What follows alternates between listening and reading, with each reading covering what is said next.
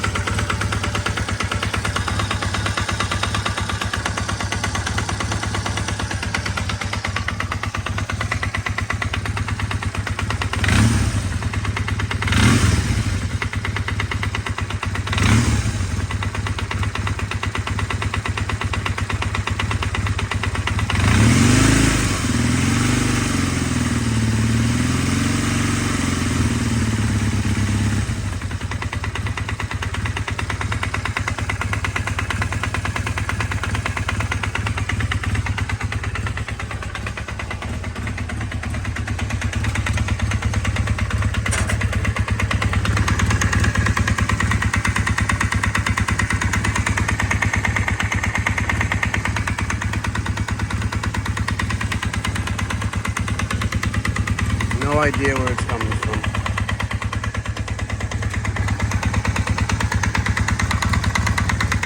Definitely bottom end or the cylinder head.